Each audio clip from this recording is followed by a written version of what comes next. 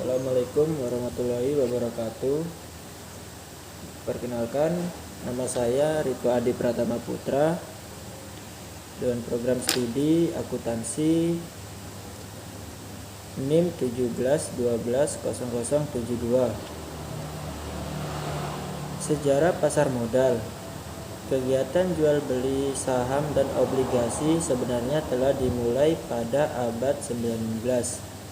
Pada tanggal 14 Desember 1912, Amsterdam Effectenbeurs mendirikan cabang bursa di Batavia. Bursa ini merupakan bursa tertua keempat di Asia, setelah Bombay, Hong Kong, dan Tokyo. Bursa yang dinamakan Vereniging voor de Effectenhandel memperjualbelikan saham dan obligasi perusahaan perkebunan Belanda yang beroperasi di Indonesia.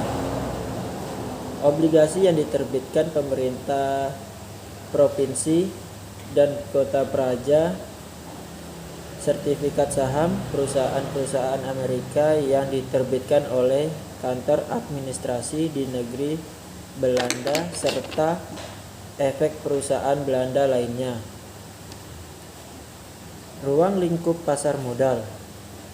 Pasar modal capital market merupakan pasar untuk berbagai instrumen keuangan jangka panjang yang bisa diperjualbelikan, baik surat utang, obligasi, ekuitis, saham, reksadana, instrumen derivatif, maupun instrumen lainnya. Pasar modal merupakan sarana pendanaan bagi perusahaan maupun institusi lain, misalnya pemerintah, dan sebagai sarana bagi kegiatan berinvestasi. Dengan demikian, pasar modal fasilitasi berbagai sarana dan prasarana kegiatan jual beli dan kegiatan terkait lainnya. Pasar modal adalah tempat perusahaan mencari dana segar untuk meningkatkan kegiatan bisnis sehingga dapat mencetak lebih banyak keuntungan.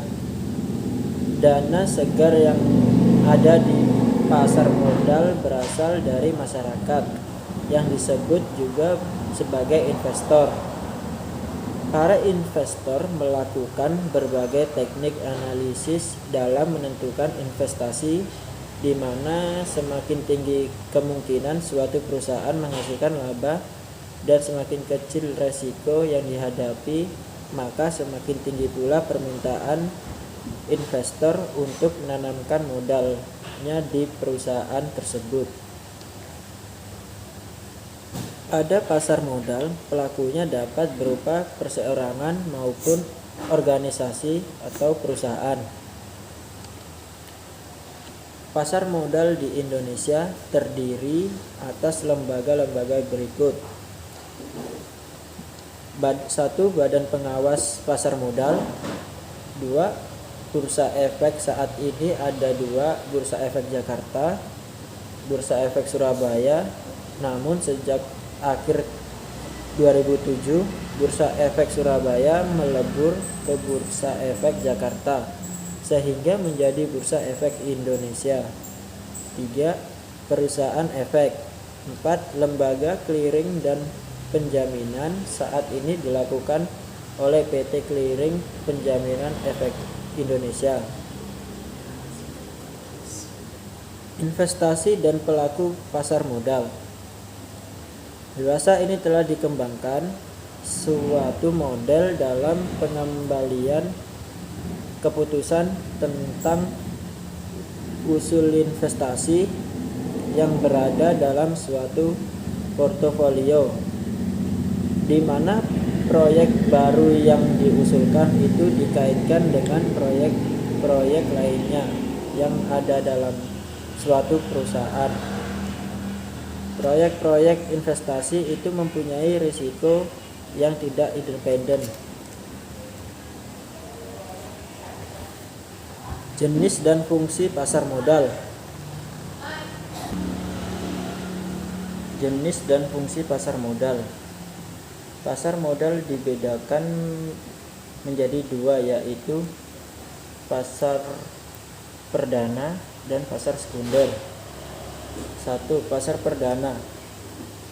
Pasar perdana adalah penawaran saham pertama kali dari emiten kepada para pemodal selama waktu yang ditetapkan oleh pihak penerbit, sebelum saham tersebut belum diperdagangkan di pasar sekunder.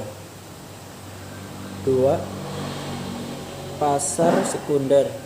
Pasar sekunder adalah tempat terjadinya transaksi jual beli saham di antara investor setelah melewati masa penawaran saham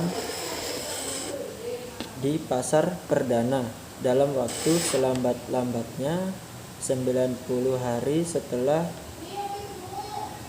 izin emisi diberikan, maka efek tersebut harus dicatatkan di bursa. Manfaat pasar modal. Secara umum, manfaat dari keberadaan pasar modal adalah sebagai berikut. 1. Menyediakan sumber pembiayaan jangka panjang bagi dunia usaha sekaligus memungkinkan alokasi dana secara optimal. 2. Memberikan wahana investasi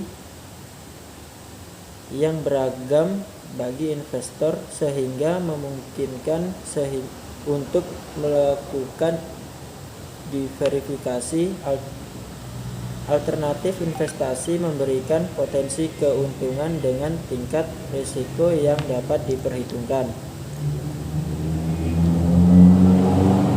3. Menyediakan leading indikator bagi perkembangan perekonomian suatu negara. 4. Penyebaran kepemilikan perusahaan sampai lapisan masyarakat menengah. 5. Penyebaran kepemilikan, keterbukaan, dan profesionalisme, menciptakan iklim berusaha yang sehat serta mendorong pemanfaatan manajemen profesi. Sekian